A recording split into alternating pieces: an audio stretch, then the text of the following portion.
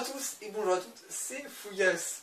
Et quoi, hein? Et aujourd'hui, on se retrouve pour une nouvelle critique. Exactement. Et c'est donc Casino Royale. Et non, là on n'aura pas le petit capteur. Hein. Et donc, non, Casino Royale, 21e épisode. Aïe. Non, je crois que vous avez été aveuglé là par contre. Bon, aussi. 21e épisode de la saga et sorti en 2006 et réalisé par Martin Campbell. Exactement. Le synopsis STP. Le maintenant très célèbre agent britannique James Bond eh bien, devient méconnaissable puisque enfin, méconnaissable, au contraire, on le perce à nu, on le met à nu puisque on explore son histoire en intégralité en fait à partir de ses débuts où il doit lutter contre une organisation terroriste en battant au poker celui qui finance les terroristes, voilà. Il doit le battre au poker pour lui faire banqueroute. Et donc plus d'investissement. Ok. Faut me mettre un Je repose. Donc, ok. Alors, le scénario, as-tu aimé ce scénario? Est-ce que, oui, personnellement, quand j'entends le synopsis, ça me donne pas vraiment l'eau à la bouche. Tu vois, ça me...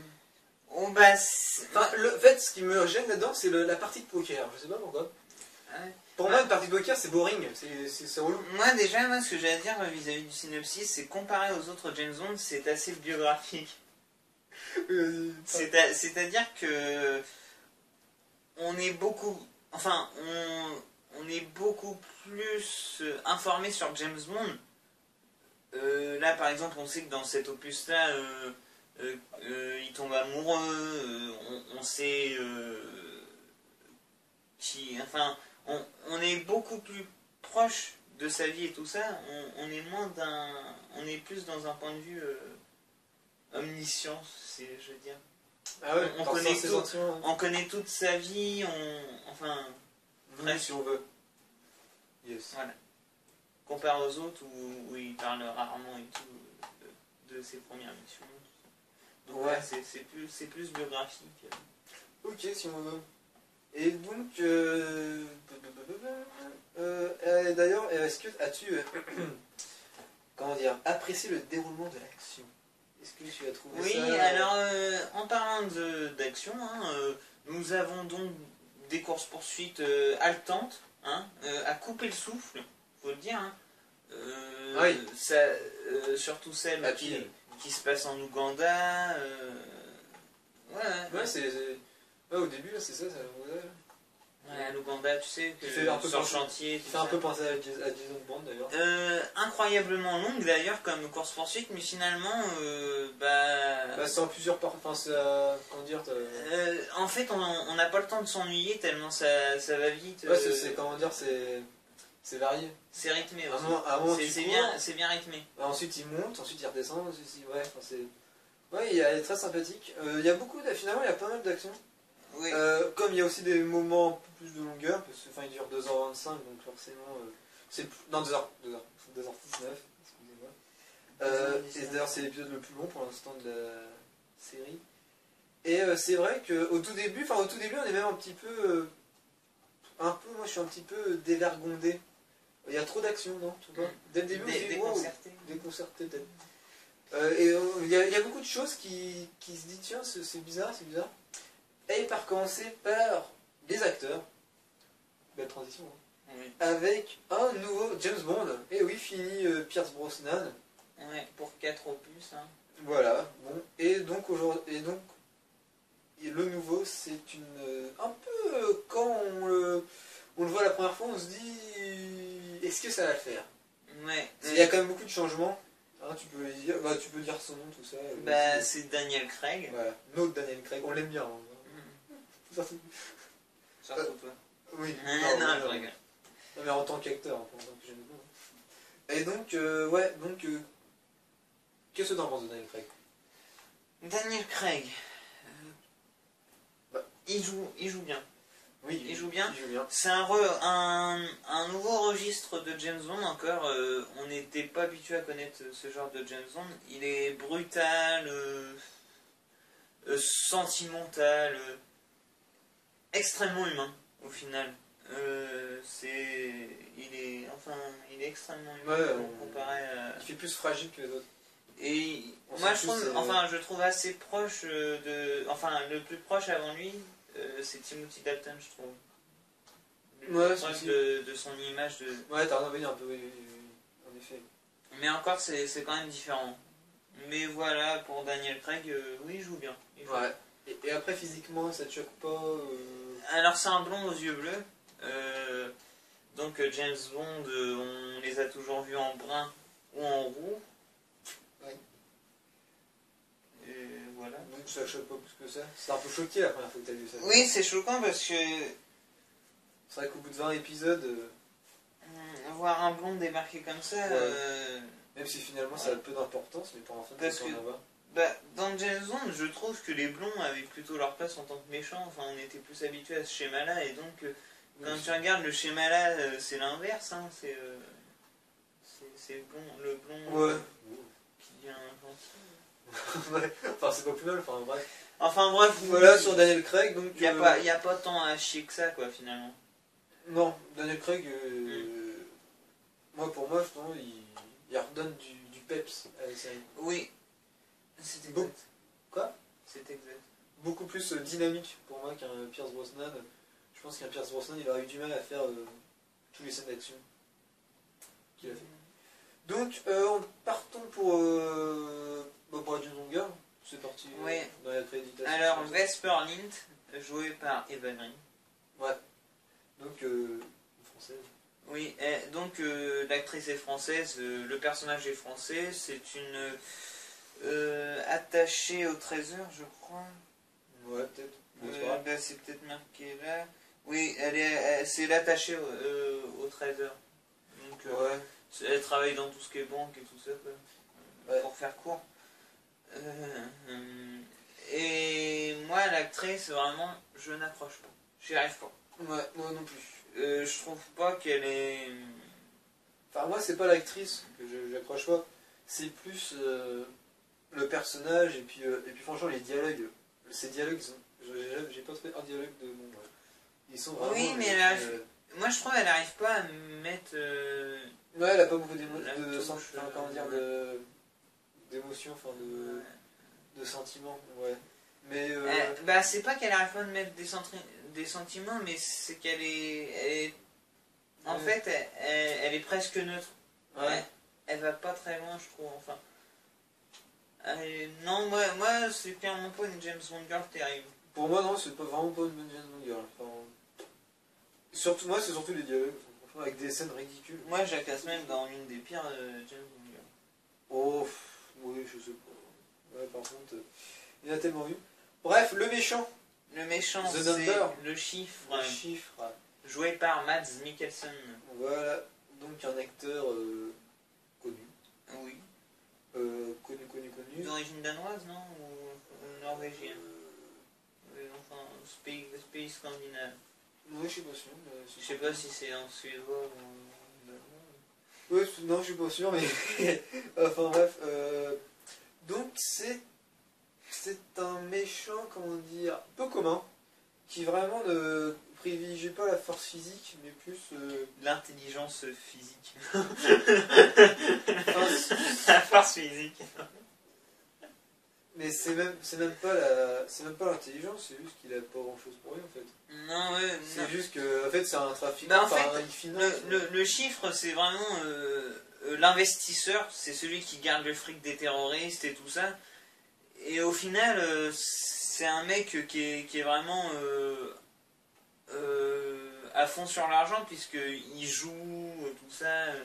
Il est joueur, il aime bien mettre l'argent en jeu, en rapporter plus et tout ça. C'est un peu un mercenaire de l'argent en fait. C'est ça son financement, c'est ça, c'est du poker avec ça. Bah non, normalement, Ah ouais. il est censé... Ouais. ouais, enfin oui, il est censé rapporter gros, quoi. Ouais, c'est ça, ouais. Mais ouais, et c'est vrai que moi, je le trouve, il est bon, moi, je trouve, en méchant. C'est vrai que ça change, bon, je sais pas ce que t'en penses, mais c'est vrai que, ouais, en plus j'aime bien comment dire. D'ailleurs, c'est pas un investisseur, c'est un banquier. Ouais, peut-être. Ouais, je pense que Oui, j'ai raconté des conneries, mais... c'est pareil, c'est dans la finance. Oui, mais enfin, je veux dire, c'est pas lui qui investit, c'est lui qui reçoit. Qui stocke. Ouais. Donc, un bon méchant. Bref, on en reparlera sûrement après. Donc, Oui, ensuite... méchant assez atypique, puisque finalement, on se rend compte que c'est pas vraiment le grand méchant de l'intrigue, quoi. Non, c'est vrai. Non. Donc voilà. Donc, quel autre acteur? Hein? Quel autre acteur? Quel autre acteur M joué par Judi Dench, Ouais, toujours pareil, toujours juste la petite Judy, hein. Ouais. Malgré tout, le poids de l'âge ne se fait même pas sentir, tu vois. Non, c'est vrai. Elle est toujours fraîche. Ouais. Une bouffée d'oxygène. Comme de la crème. Ouais. Ok. Ouais. Ensuite, Félix. Felix Leiter, joué par Jeffrey Wright. Yes. Comment dire? Il est pas super. Déjà, il change un petit peu de l'ancien. C'est pas vraiment le même physique. Non. Et Déjà, il y en a eu une palanquée de Félix. oui, c'est vrai, oui. Mais ils se ressemblaient tous à peu près. Enfin, c'était à peu près. Là, il change quand même pas mal. Et puis surtout, bah, qui sert à rien. Enfin, qui sert vraiment à quasi rien dans l'intrigue. Bah oui, il sert clairement à rien. Avec un dialogue. En fait, il veut aussi faire tomber le chiffre, mais il se fait baiser en fait au poker. Donc, ouais, en gros, ouais, c'est. très peu de dialogue, assez effacé. D'ailleurs,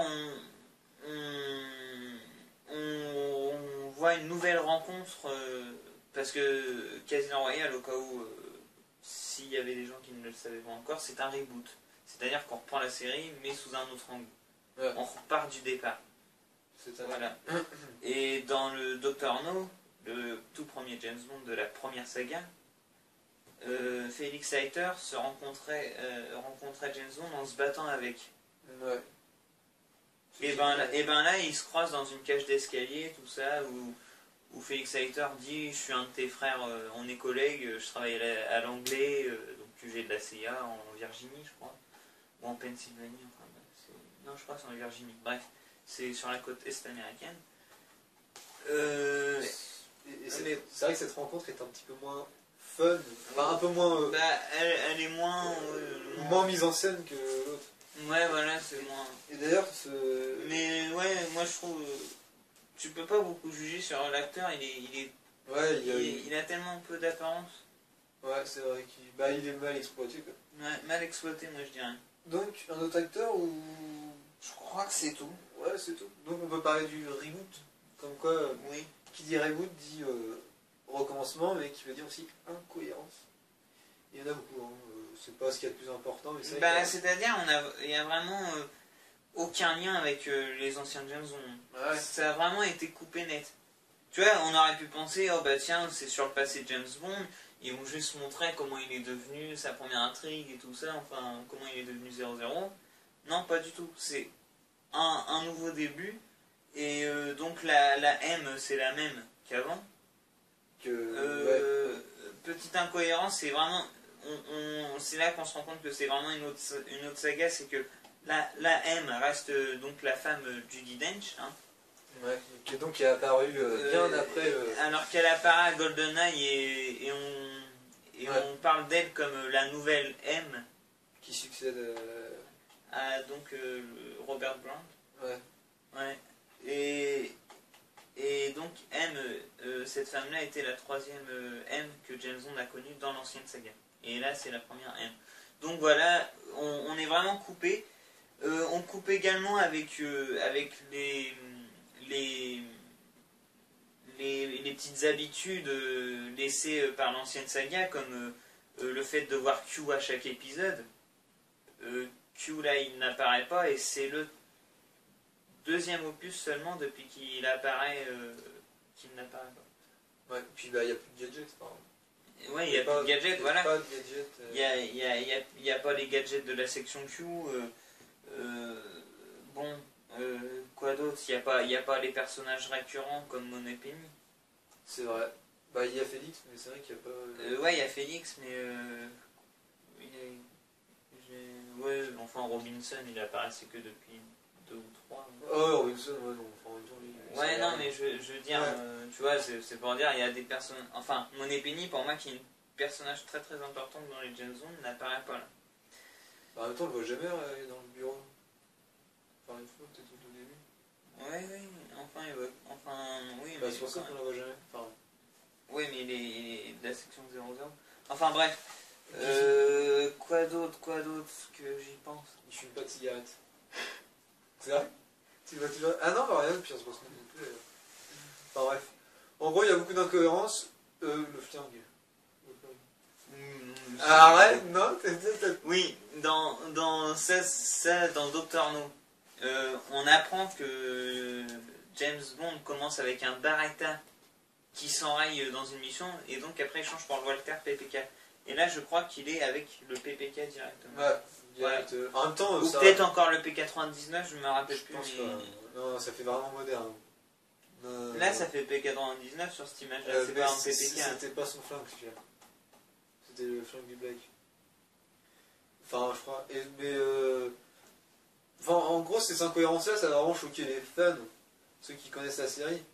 En fait, les fans à proprement parler, pas du bouquin, hein, mais que du cinéma, ouais. Enfin, de la saga cinématographique. Mais c'est vrai que ça a choqué un peu tout le monde, enfin, surtout pour le choix de l'acteur. C'est vrai qu'on a vu Daniel Craig, il y en a même ceux qui n'étaient pas vraiment fans, ils se sont dit, oh là là, ça change. Hein? Oui. Enfin bref, donc, bah voilà, acteur. Ensuite. Donc on peut parler que de la musique par exemple, si tu veux garder pour la fin. Ouais, peut-être. Enfin, il n'y a pas. J'essaie de mobiliser. Ouais, je sais qu'il y a quelque chose que je voulais dire. Je réfléchis. Et que finalement. Oui, le moins du film aussi pour moi, c'est que. En fait, dans le film, il n'y a pas vraiment un grand méchant à proprement parler. En fait, le grand méchant, c'est le chiffre, mais il est vraiment pas vaincu tout à la fin du film, mais je dirais plutôt un peu après le milieu, aux 3/4, quoi.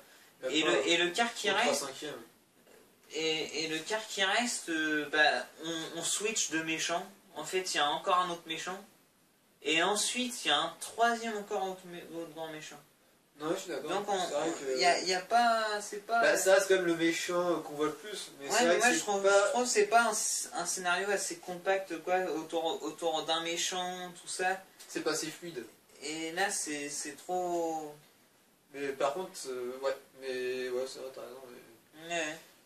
Bon, ce qu'on peut dire aussi, c'est qu'on voit beaucoup de paysages, enfin, beaucoup de pays. Moi, c'est ce que je voulais dire, c'était sur ce truc-là. Ah ouais. Et aussi également le dénouement, puisqu'il n'y a pas d'affrontement direct entre le chiffre et James Bond, et ça, je trouve ça énormément dommageable. Quand on a été habitué à voir ça dans chaque film de la saga cinématographique, un affrontement direct où l'ennemi et James Bond s'empoignent. Ouais. Doctor No, ils se battent. Red Grant, ils se battent. Et même la dimension du spectre. Blofeld, numéro 0. Comment donc? Enfin bref, on a compris. Goldfinger, oui, enfin ouais, voilà. On a compris, mais les membres du spectre, tout ça, tous les ennemis, ils ont moins eu un affrontement direct à James Bond. Bah moi justement, je trouve ça cool qu'il n'y ait pas d'affrontement direct. C'est original, oui, c'est original. D'ailleurs, enfin même, le fait qu'il voit son ennemi pendant tout le long du film, parce qu'ils font du partie de poker, je trouve ça... Comment dire, je trouve ça... Bah, c'est pas un affrontement physique, c'est quand même un affrontement sur le plan... Ça. Je trouve ça intéressant. Ouais, c'est une autre façon de le voir qui est pas mal aussi. Ouais. Moi, je trouve que ça change, Mais moi, je le dis, en fait, c'est un truc à double tranchant, en fait. Parce que d'un côté, c'est bénéfique, c'est que c'est original, ça rapporte du peps. Mais de l'autre côté, ça coupe quand même bien les liens avec l'ancienne saga. Ouais. Et sinon, on pouvait parler aussi de la scène de poker que pour moi, je trouve ça trop longue, non ou pas? Trop long. Ouais. Enfin, franchement, moi, au bout d'un moment, ça me galère. Heureusement qu'il y a des coupures, il y a des pauses, tout ça, mais... Enfin, moi, je trouve pas ça pas putain, surtout pour quelqu'un qui connaît même pas les règles. Hein, comme moi. Et puis, enfin, je trouve que ça fait un peu trop... Enfin, à la fin, comment Daniel Craig... Enfin, quand James Bond gagne, je trouve ça un peu... Enfin, c'est vraiment de la chance, que c'est vraiment... Bon, il y a beaucoup de chance dans le poker, mais pas tant que ça. Oui, il y a énormément de bluff aussi. Ouais, c'est ça, oui, bluff, oui. Le coup du bluff du chiffre, hein, c'est pas... Parce qu'ils mettent tous leur tapis, ils ont tous des bonnes mains, ils ont tous des foules, quasiment. Donc du coup, oui, ça joue à celui qui a la plus grosse main, quoi. Voilà, donc je sais pas qu'est-ce qu'on peut dire d'autre sur cet épisode. C'est tout ce que j'avais à dire. La musique, ouais, la musique, donc la musique qui est plutôt chantée par qui Chris Cornell. Chris Cornell. Le titre c'est You Know My Name. Le générique, encore original, mais encore une fois, on coupe le lien, mais totalement avec l'ancienne saga, puisque c'est plus les ombres des femmes qui dansent et tout ça, sur le thème et tout ça. Non, là, c'est plus sur le thème du casino et tout ça, tout ce qui est trèfle, carreau, pique, on voit tout ça qui... Et d'ailleurs, on peut aussi dire... Mais très beau générique, beau générique sur... On peut aussi dire qu'il n'y a plus de gun barrel. Il n'y a plus de gun barrel. Il y a quelque chose qui... C'est bien de le rappeler. Il y a quelque chose qui s'y ressemble, que je trouve super beau, juste avant le générique. Oui, le début, mais c'est pas vraiment un gun barrel. Le vrai gun barrel, c'est quand on voit James Bond marcher de biais, de côté. De côté, hein, dans le trou, dans le canon d'un barillet. Ouais. Et puis après, il tire et il y a le sang qui... Enfin, ça ressemble un petit peu, il y a quand même le sang qui coule, tout ça, mais c'est vrai que c'est pas le gun barrel qu'on connaît, c'est vrai que c'est... Ouais, mais je trouve que là, je trouve ça vraiment... Alors, cette scène-là, je trouve ça... Enfin bref, donc, la musique.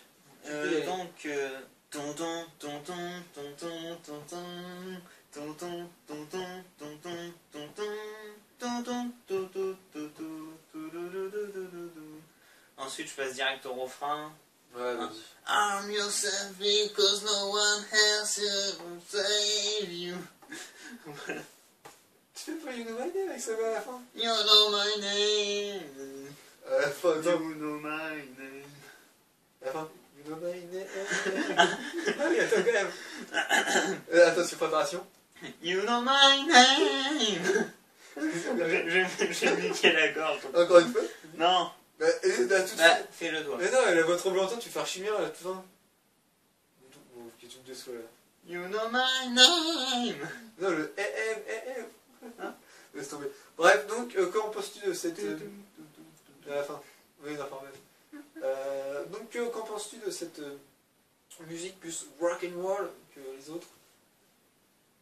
Non, pas grand-chose. Pas grand-chose. Moi non plus. Moi, je trouve... franchement, je la trouve bien. Mais ça n'est pas James Bond, enfin je sais pas, je trouve qu'elle n'a pas d'âme. C'est un peu débile à dire ça. Je trouve que ça n'a pas de cachet spécial, non, pas. Je trouve que c'est une musique comme une autre, sympathique à l'écoute, mais c'est clairement pas la meilleure. Enfin franchement, il y en a beaucoup qui l'apprécient, mais... Et c'est pas pour faire les fanats des anciennes musiques. Et c'est vrai que ça commence à... les musiques qui commencent à un petit peu...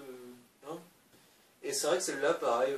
Elle est bien. Bah, c'est un peu rock'n'roll par rapport aux autres, comme tu l'as dit, elle est beaucoup plus rock'n'roll, hein, elle bouge un peu plus. C'est pas plus mal, enfin c'est pas ce qui est mauvais, enfin je sais pas, mais elle est bien quand même. Mais c'est vrai que, je sais pas, elle a pas de cachet particulier. C'est un homme qui chante en plus, ça faisait longtemps je crois que c'était arrivé. Oui, t'as raison. Ouais, t'as raison. Déjà sous l'ère Brosnan, Tina Turner, Sheryl Crow, Garbage. Ah, Durand. Madonna. Durand. AA. Ah ouais, c'est AA les derniers en 87. Bah Durand, c'était quoi? En 85. C'était pourquoi? A View to a Kill. Oui, ouais. Enfin bref, donc on conclut là-dessus ou t'as autre chose à dire? Voilà, donc moi je trouve vraiment que c'est un James Bond de... The coldest blood runs through my veins, you know my name, C'est le dernier que Graham se passe. C'est la toute dernière fois qu'il dit You know my name. Non, ça va bien. Bah, Non, ça va mais- pas écouter. Ouais, faut qu'on aille écouter Ah, là, c'est la parce scène de la meilleure. que non, Ok. ça s'échappe là. Hein. Ah ouais, ton cerveau se liquifie. Donc, Oh, non, pas ce qui fille. et donc, moi, c'était vraiment qu'il y a aussi des scènes, je trouve, inutiles. La scène dans le train, mais. Enfin, c'est un dialogue de presque 10 minutes, mais. Franchement. Oui, il y a beaucoup aussi de remplissage, mais comme je te dis, ça contribue en fait à la partie plus biographique des autres. Non, Mais pas dans le train. si, parce que t'as beaucoup des dialogues longs et chiants. En fait, c'est basé sur la romance entre Vesper et James Bond.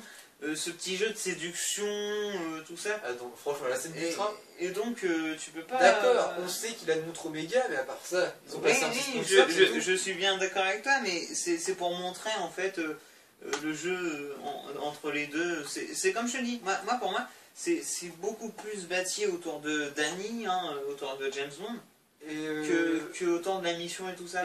et la scène de la douche. On en apprend beaucoup. C'est ridicule Bah oui, ça. ils sont en train de... Mais il se nettoie quoi. Ils chiquiboum là. Ah oui, oui. Et les doigts. Enfin bref. Et puis enfin. Oui. Enfin bref, donc. Pouf, pouf, pouf, pouf, pouf. Bah voilà, c'est un James Bond qui nous laisse Moi, perplexe. Enfin moi qui me laisse vraiment de marbre. Je sais pas si. Bah, c'est-à-dire que, en fait, moi je trouve que c'est un James Bond surestimé. Ah ouais. Beaucoup de gens l'annoncent comme le meilleur James Bond, Dont le DVD, la jaquette. dont la Qui jaquette. peut dire. Daniel Craig est le meilleur Bond de l'histoire de la licence déjà. Ouais, donc C'est un peu présomptueux, je trouve, de dire dès son premier James Bond, puisque il y a quand même beaucoup de gens, dont moi, assez conservateurs, qui pourraient penser que c'est Sean Connery. Bah oui. Bah souvent les premiers sont souvent les meilleurs. C'est vrai que c'est présomptueux. Présomptueux. Présomptueux. Non, non, mais moi je trouve de dire ça dès son premier James Bond. Mais après c'est vrai que dès son premier James Bond il fait quand même peur. Enfin, après, il faut Ouais, bien dire. il est quand même dans la lignée de ses prédécesseurs, à part les ennemis, hein, qui a toujours été une crêpe. Il en fait la sauce quand même. Ouais non mais c'est oui. Ah, il pue la merde en solo. Enfin, ouais. Non, non, mais faut dire ce qui est. Genre, les ennemis, il puait la merde. Sérieux, il pue du cul. Ok donc moi je l'ai vu là. Mais Avec ce petit truc d'aristocrate. ah non avec ah oui son veston à la Sherlock Holmes. Son caban. Ouais, Sherlock Holmes, c'est exactement. Enfin, non mais franchement, le fauteuil il est pour. Enfin ouais. Attends, il me va même plus là. Attends, je vais m'endresse un petit peu. Donc la conclusion. La conclusion, alors un James Bond assez bien, qui relève dans l'ère moderne, hein, à partir des années 1990, il relève un peu le niveau. Hein. Ah bah oui. Parce qu'après GoldenEye, il y a eu 3 James Bond assez moyens, voire mauvais. Mauvais. Et donc là, du coup, il y a celui-là qui relève un peu quand même le niveau. On a quand même au niveau de l'action, de la brutalité, tout ça. Bon, ça prend un nouveau virage. Mais... Et au moins, ouais, ce nouveau virage... ça dénature pas totalement. Voilà, ce Ouais. nouveau virage, justement, ça Donc donne voilà, de la nouveauté. Moi, je conseille celui-là. Mais toutefois... Il faut être conscient de... Je pense qu'il faut être conscient que c'est une nouvelle saga et que c'est quand même assez différent de l'autre. Voilà.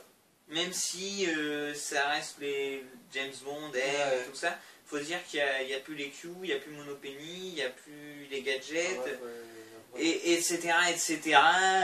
Mais au moins, ça donne un peu de nouveauté. Parce que c'est vrai que quand tu regardes les 3 derniers de Pierce Brosnan, ce qui changeait, enfin ce qui choquait, enfin ce qui était souvent, c'est qu'il n'y avait pas vraiment de nouveauté. Ça s'est tourné toujours en même, c'était toujours pareil. Alors que là, c'est vrai, ça dénature un peu.